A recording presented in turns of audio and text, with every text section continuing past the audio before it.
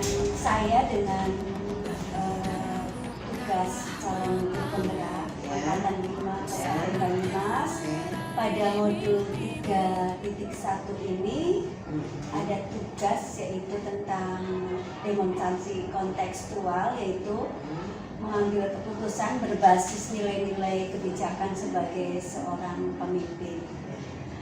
Dari itu, Ibu mohon berkenan untuk saya wawancarai. Terima kasih Ibu sebelumnya.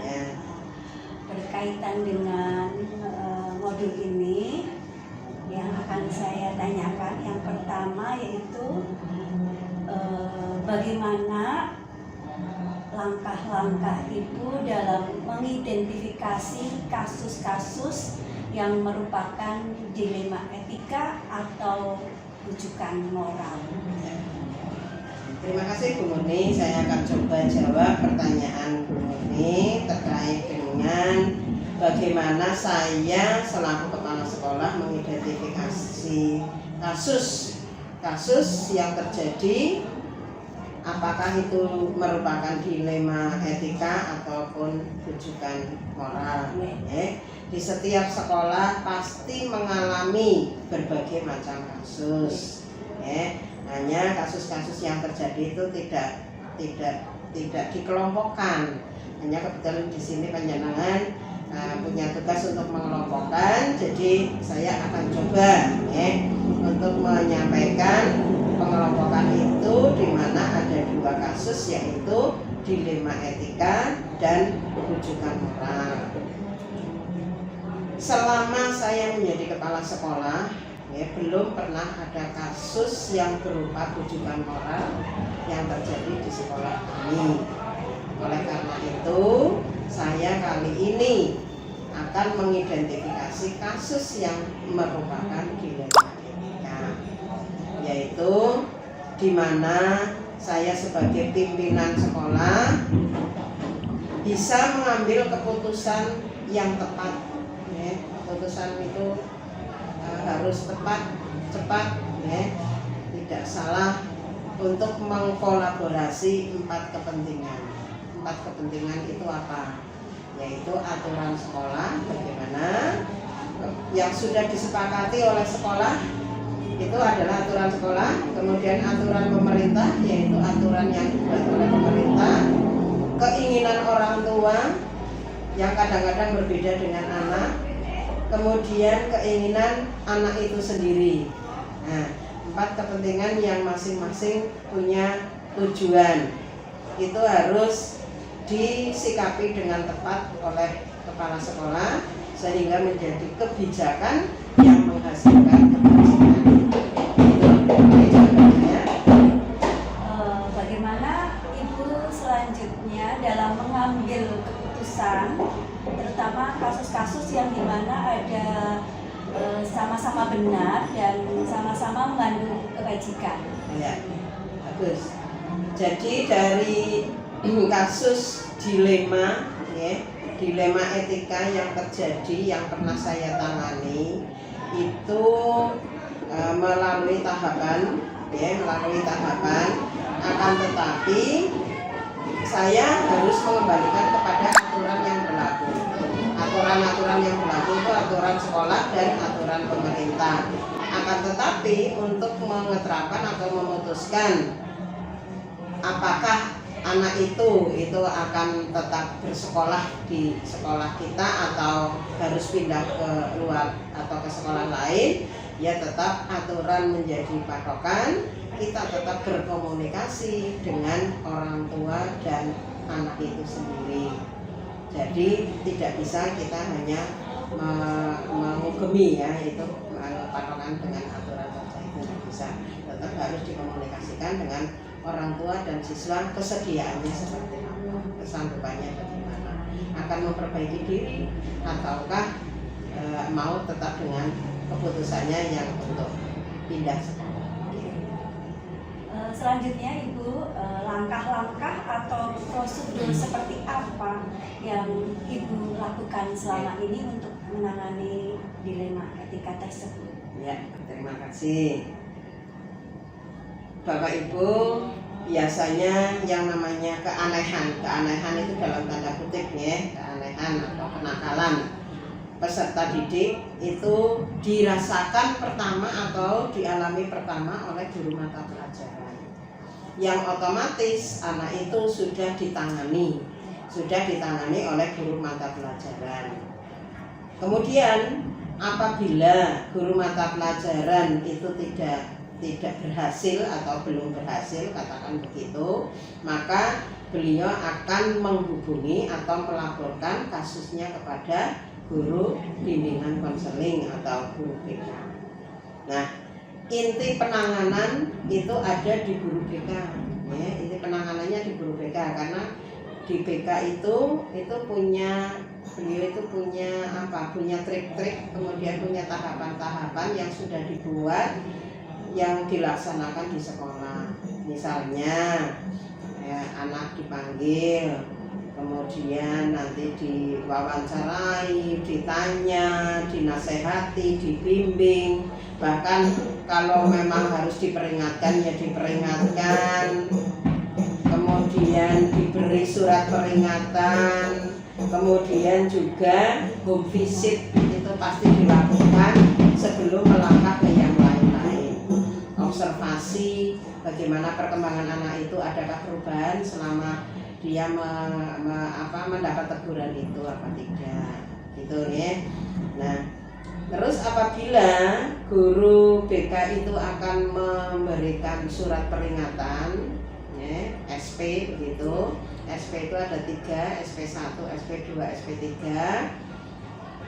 SP1 sebelum memberikan SP1 biasanya guru BK itu berkonsultasi dulu dengan kepala sekolah. Kemudian kepala sekolah memberikan ancer-ancer atau gambaran rambu-rambu apa yang akan menjadi keputusan sekolah dengan berbagai alternatif yang terjadi pada siswa itu. Jadi yang menangani nanti cukup guru BK. Nah, kita beri tenggang waktu 1 minggu atau 2 minggu atau 1 bulan sesuai dengan kesepakatan guru BK dan anak itu untuk memperbaiki diri. Nanti selama itu anak itu mendapat observasi, kemudian kalau tidak ada perubahan maka kita komunikasikan untuk memberikan surat peringatan yang kedua. Tentu saja orang tua, siswa, guru BK, wali kelas bertemu dengan kepala sekolah untuk mencari solusi yang terbaik seperti apa. Nah, demikian pula kalau tidak ada perubahan juga akan dilanjut ke peringatan ketiga yang ujung-ujungnya adalah anak harus menandatangani. Menandatangani apabila anak itu keluar atau tetap tidak mau bersekolah, maka sekolah bersedia membantu untuk mencarikan sekolah di mana dia sukai dan menandatangani. Dan kalau sudah disepakati, ya sudah, kita berikan kesempatan mereka untuk belajar di sekolah lain. Barangkali di sana akan menjadi lebih baik. Gitu ya. Selanjutnya Ibu, selama menangani kasus ya, hal yang efektif dalam pengambilan keputusan dari kasus-kasus dilema tersebut itu apa Ibu? Iya, memberdayakan guru BK. Ya, kaki tangan kanan kepala sekolah itu guru BK untuk penanganan kasus. Sehingga kepala sekolah harus tetap menjaga komunikasi yang baik dan intens apabila menangani anak, begitu ya, harus intens. Kita harus selalu menggali informasi, karena dari guru BK itu kita akan mendapat informasi yang detail dan menyeluruh sehingga mempermudah kepala sekolah untuk mengambil keputusan. Selanjutnya Ibu, tadi yang efektif, selanjutnya tantangan dalam mengambil keputusan tersebut bagaimana? Iya, tantangannya ya karena masing-masing pihak punya kepentingan, begitu ya, sehingga itu yang akan menjadi kesulitan atau mempersulit sekolah, punya kepentingan. Misalnya orang tua menghendaki anaknya tetap bersekolah di sekolah inilah ya, katakan begitu, kemudian anaknya sendiri sudah tidak mau sekolah, tidak mau belajar, tidak mau memperbaiki diri, mengerjakan tugas-tugas, karena intinya sudah tidak ingin melanjutkan sekolah di sekolah ini. Kemudian dengan adanya lagi peraturan pemerintah, yang mana program pemerintah itu mencanangkan bahwa seluruh anak di Indonesia harus tuntas wajib belajar 9 tahun. Dengan adanya situasi seperti itu, jadi sekolah harus pintar-pintar untuk mengambil kebijakan supaya tidak merugikan semua. Pertanyaan selanjutnya Ibu, apakah dalam menangani kasus tersebut Ibu menggunakan jadwal dalam sebuah penyelesaian dilema etika atau langsung menyelesaikan pada saat itu juga? Setiap kasus dilema etika yang terjadi di sekolah kami itu dikemas dalam satu penanganan yang terjadwal. Jadi tidak secara tiba-tiba atau secara pokoknya di mana langsung mengambil keputusan begitu, kita tetap harus memprosesnya. Kita melakukan tahapan penyelesaian kasus seperti yang tadi saya uraikan di atasnya. Nah, sebagai finalnya sekolah akan mengkomunikasikan kesepakatan dari orang tua dan anak itu sendiri. Jadi keputusan itu terutama saya tidak bisa menghindar kalau orang tua ingin menghendaki anak tetap bersekolah di sini. Itu karena anaknya tetap tidak mau, itu adalah tanggung jawab sekolah. Bagaimana anak itu supaya tetap bisa bersekolah di sini dengan meminimalisir kenakalannya. Kenakalan dalam tanda kutip. Nah, karena apa? Karena saya masih menghargai orang maksimal supaya anak itu tetap bersekolah di sini.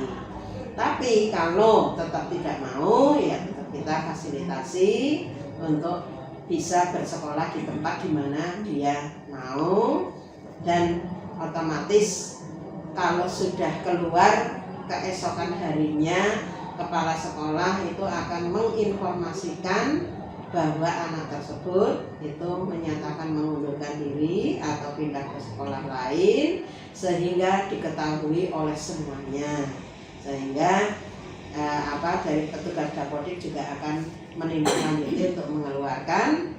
Maka anak itu apabila mendaftar di sekolah lain, dia juga bisa masuk ke sana. Gitu. Selanjutnya Ibu, dalam penanganan kasus, adakah seseorang atau faktor-faktor yang selama ini mempermudah atau membantu pengambilan keputusan dalam menangani dilema etika tersebut? Karena ini masih masalah anak, jadi kita menyelesaikannya tetap di tingkat sekolah, ya. Karena masalah seperti ini. Nah, yang sangat membantu itu adalah guru BK dan wali kelas. Dengan adanya informasi yang secara detail dari wali kelas yang tahu sekali anaknya, kemudian guru BK yang selalu menangani kasusnya, itu akan sangat membantu kepala sekolah. Kemudian kepala sekolah tetap menggunakan peraturan pemerintah dan peraturan sekolah sebagai payung hukum kebijakan kepala sekolah. Jadi kita nanti tidak disalahkan begitu. Intinya guru BK dan wali kelas itu. Iya. Dan aturan. Iya, dari faktor itu aturan. Kalau dari seseorang itu BK dan wali kelas. Selanjutnya yang terakhir Ibu, pembelajaran apa yang dapat dipetik dalam pengalaman mengambil keputusan ini yang Ibu dapatkan? Iya, betul. Sebagai pimpinan, aturan harus tetap ditegakkan, tapi dengan tetap mempertimbangkan faktor-faktor lain untuk menyelamatkan masa depan mereka. Ya, jadi aturan ada dan itu harus kita ikuti. Tapi kita tetap harus mendengarkan orang tua atau mendengarkan anak supaya anak itu terselamatkan masa depannya. Yang kedua, memberi kesempatan kepada anak-anak tersebut untuk memperbaiki diri. Dan alhamdulillah itu juga terjadi di sekolah kami, sekolah kita. itu terbukti kemarin, di tahun kemarin itu ada anak kasus yang sudah termasuk kasus apa namanya tadi, dilema etika, itu yang sudah berat. Nyatanya kita bisa meluluskan dan alhamdulillah sekarang melanjutkan di sekolah yang lebih tinggi. Ya, itu artinya kita menyelamatkan.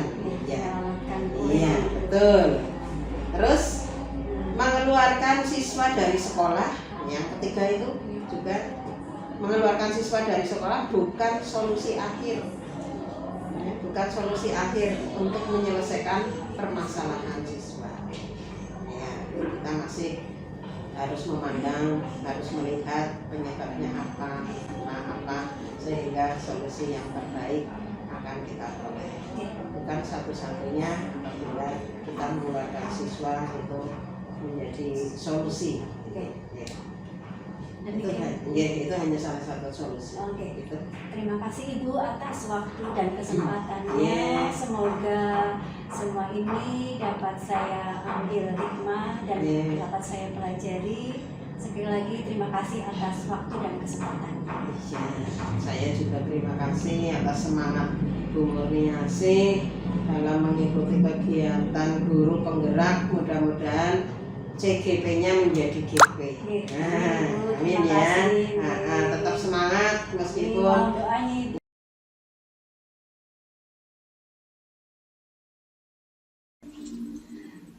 Bismillahirrahmanirrahim. Assalamualaikum warahmatullahi wabarakatuh.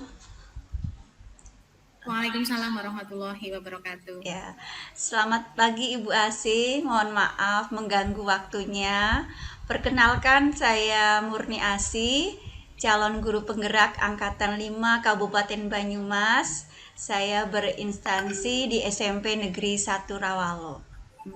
Mohon waktunya Ibu untuk mewawancarai Ibu tentang praktik pengambilan keputusan seorang pemimpin dengan kepala sekolah, yaitu tentang modul 3.1, Ibu.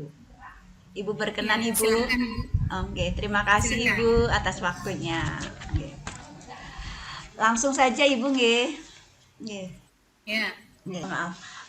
Ibu, untuk selama ini Ibu menjadi kepala sekolah, bagaimana Ibu mengidentifikasi kasus-kasus yang berupa dilema etika dalam pengambilan keputusan yang bertentangan tapi sama-sama benar, atau bujukan moral, dalam hal ini keputusan yang benar atau salah? Bagaimana Ibu? ya.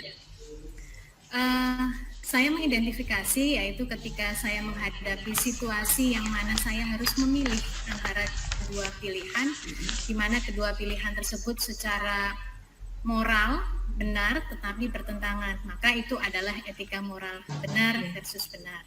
Dan ketika saya menghadapi situasi yang mana saya harus mengambil keputusan antara benar dan salah, maka itu adalah bujukan moral, benar versus salah. Berarti kasusnya ada semua nggih yang pernah Ibu alami? Iya, pernah Ibu. Nggih. Selanjutnya Ibu, selama ini bagaimana cara menjalankan pengambilan keputusan di sekolah, terutama untuk kasus-kasus di mana ada dua kepentingan yang sama-sama benar atau sama-sama mengandung nilai kebajikan, Ibu? Ya, sama-sama benar dalam ini kasus etika moral ya. Nggih, dilema etika. Biasanya saya komunikasikan terlebih dahulu dan menangani kasus dilema etika tersebut dengan tim manajemen sekolah untuk mendapatkan masukan dengan pihak-pihak yang terlibat, dan juga berdasarkan beberapa pertimbangan bersama sehingga saya bisa mengambil keputusan. Berarti berkoordinasi, berkolaborasi nggak Ibu? Iya, itu selalu menjadi ibaratnya budaya yang kami lakukan. Ibu. Selanjutnya Ibu, langkah-langkah atau prosedur seperti apa yang Ibu lakukan selama ini? Langkah-langkah yang Oke. biasanya saya lakukan untuk mengambil keputusan dalam menghadapi situasi dilema etika, antara lain itu saya mengacu dalam langkah-langkah mengatasi dilema etika atau hubungan moral, Ibu. Oke. Di antaranya adalah yang pertama, saya mengenali situasi dilema itu. Oke. Apakah itu situasi dilema benar-benar salah-salah atau benar salah.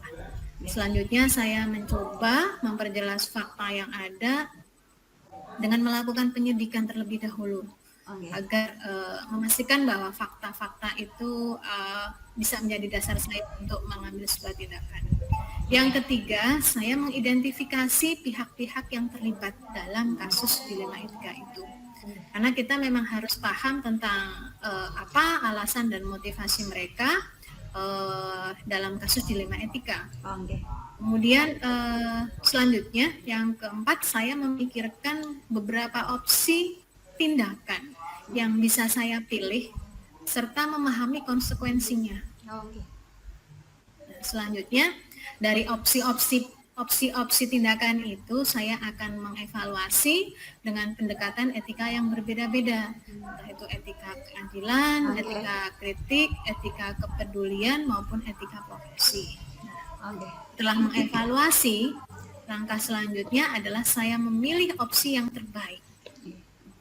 Itu berdasarkan kecermatan saya dalam berpikir dan penerapan prinsip etika yang selanjutnya menjelaskan mengapa saya mengambil opsi itu.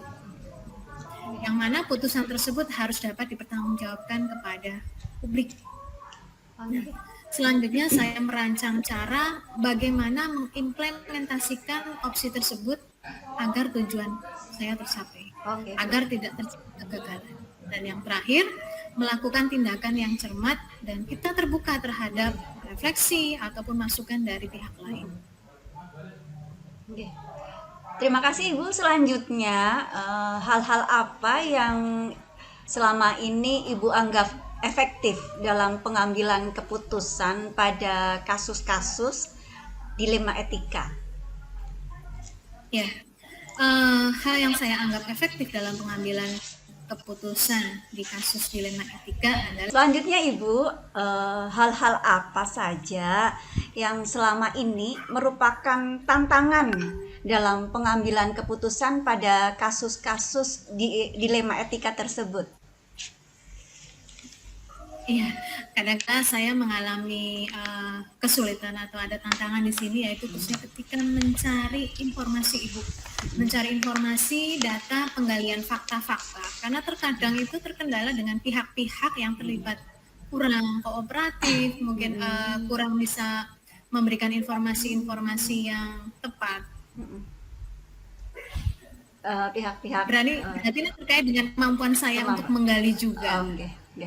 Coaching Ibu. Ya. Oke.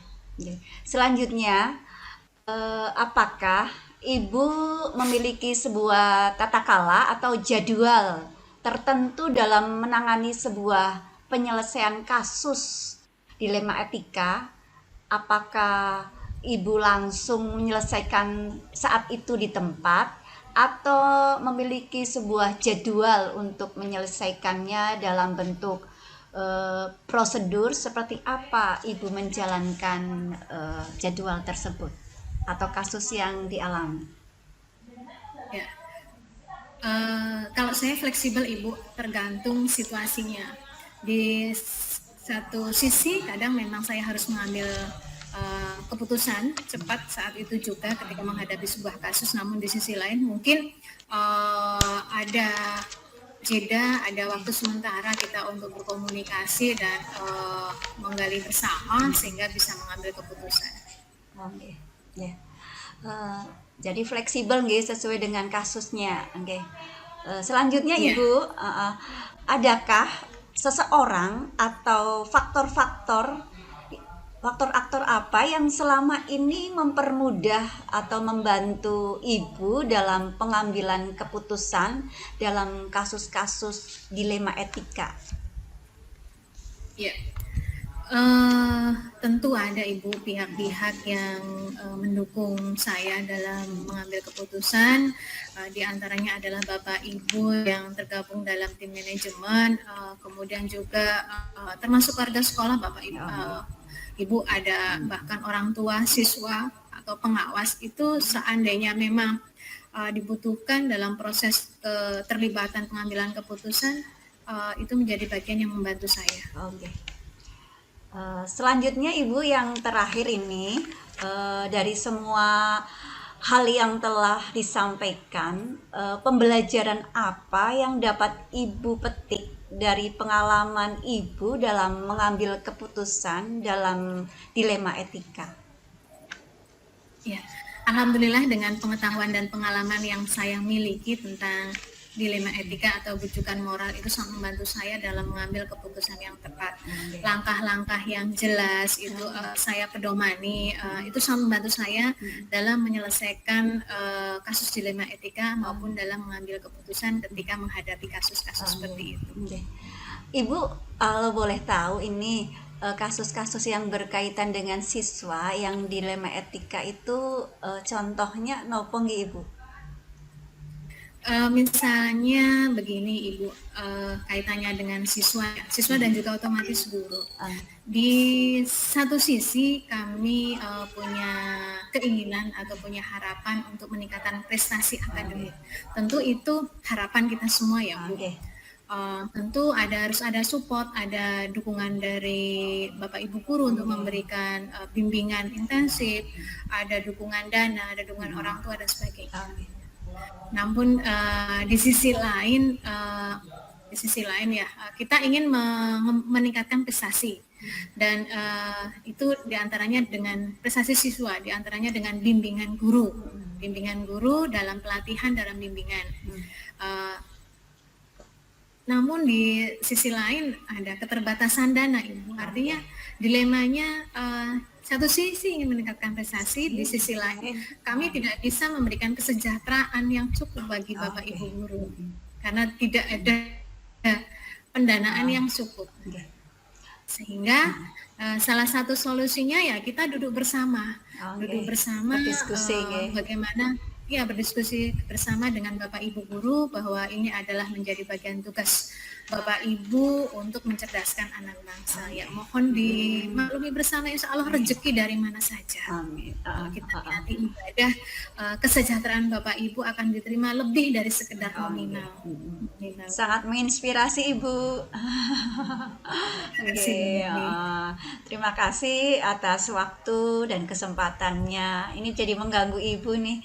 Kalau boleh tahu, Ibu di SMA Negeri 1 Wangon dari mulai tahun berapa nggih Ibu?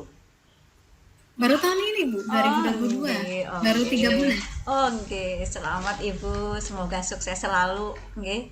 Berkah Amin, hidupnya, nggih. Sukses dunia akhirat. Amin ya Allah, nggih. Demikian saja Ibu. Sekali lagi terima kasih atas waktu dan kesempatannya. Mohon maaf bila mengganggu waktunya. Akhir kata, salam sehat, salam bahagia. Wassalamualaikum warahmatullahi wabarakatuh. Waalaikumsalam warahmatullahi wabarakatuh. Terima kasih Ibu.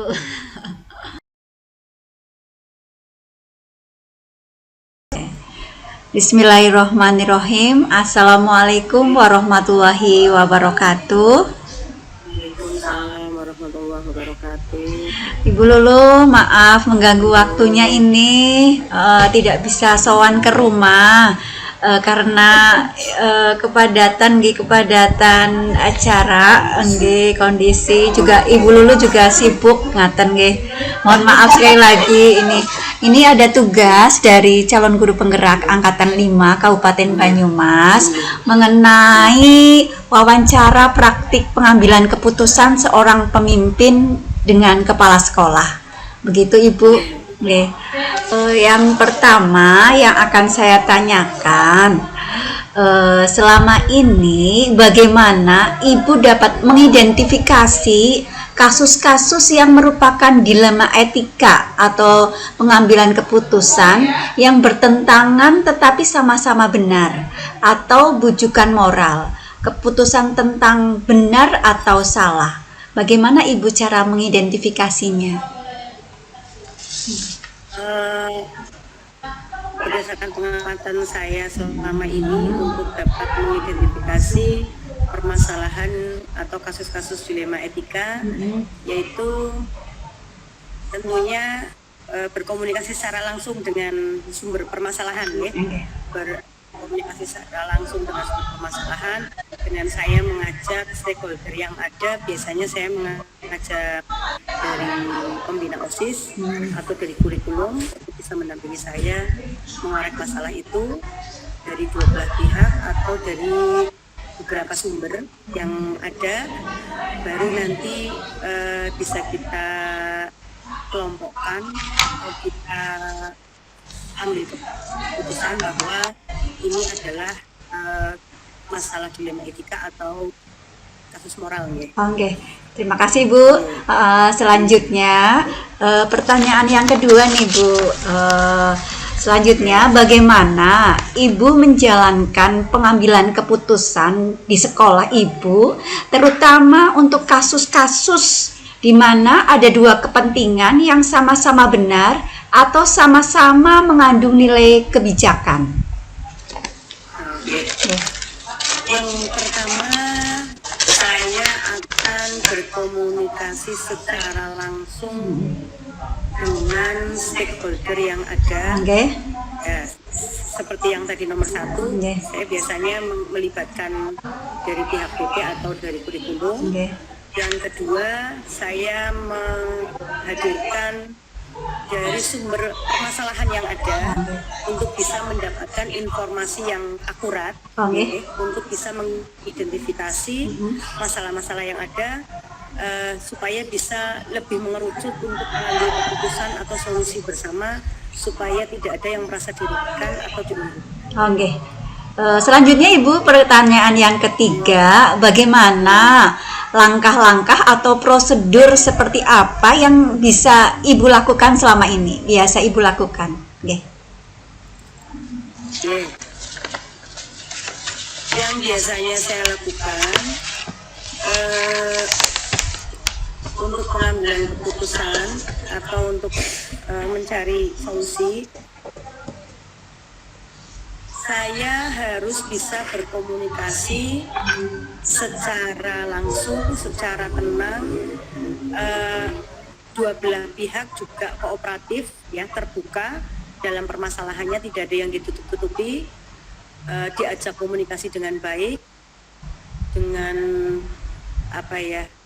saling satu tujuan, yaitu tujuannya untuk menyelesaikan masalah dan mencari solusi yang terbaik. Yang kedua, memberikan kesempatan kepada teman-teman yang lain atau stakeholder yang lain untuk memberikan pendapat, karena mungkin saya tidak bisa secara langsung terlibat di dalam masalah itu, saya hanya pengamat. Nah, dari teman-teman itu saya dan teman-teman nanti bisa mengambil keputusan atau solusi, baik itu dari sumber masalah, dari BP, dari kurikulum, atau dari pembina OSIS. Ibu.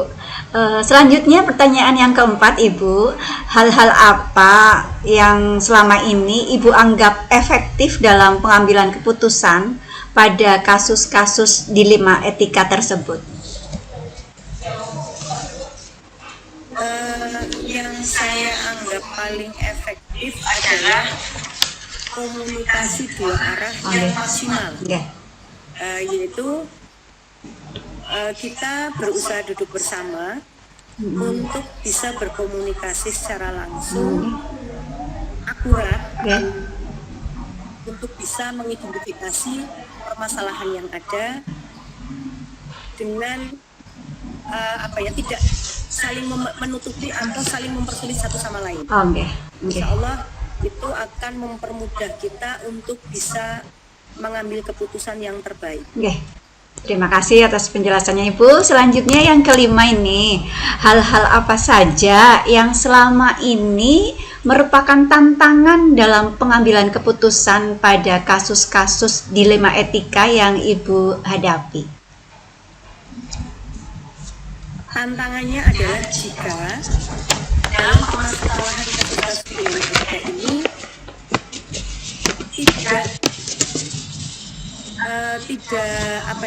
tidak terjadinya komunikasi yang baik, atau mungkin dari sumber permasalahan itu mempersulit memberikan informasi untuk kita dapatkan, untuk kita bisa mengidentifikasi atau mengklarifikasi sebuah masalah.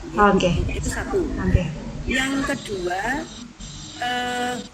ada beberapa pemahaman atau wawasan yang memang mungkin sempit, ya, sehingga dibawa ke wacana yang lebih mudah itu sulit, atau terkait dengan wawasan, ya, wawasan yang mungkin minim, atau nyuruh sewu kalau bahasa Jawanya itu karpe dewek, maunya karpe dewek, maunya disolusikan tetapi tidak mau menjalani apa yang sudah menjadikan saran bagi kita untuk kebersamaan. Mungkin komunikasi dengan tipe-tipe seperti itu. Selanjutnya Ibu, pertanyaan yang keenam, apakah Ibu memiliki sebuah tata kala atau jadwal tertentu dalam sebuah penyelesaian masalah dalam dilema etika? Apakah Ibu langsung menanganinya waktu di tempat dalam penyelesaiannya, atau memiliki sebuah jadwal untuk menyelesaikannya dalam bentuk prosedur apa Ibu jalankan?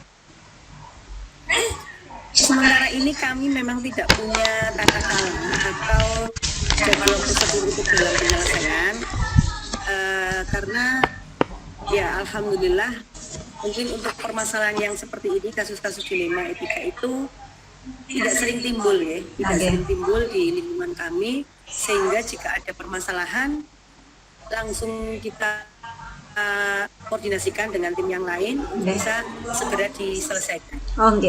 Terima kasih Ibu. Penjadwalan. Fleksibel nggih Ibu? Fleksibel. Yang ketujuh Ibu, adakah seseorang atau faktor-faktor yang selama ini mempermudah atau membantu Ibu dalam pengambilan keputusan dalam kasus-kasus dilema etika? Ada, ya. Yang sering membuat saya mempermudah permasalahan, membantu saya dalam penyelesaian masalah atau pengambilan solusi, saya biasa bekerja sama dengan BK, ya, guru BK. Yang pertama guru BK, yang kedua dengan kurikulum.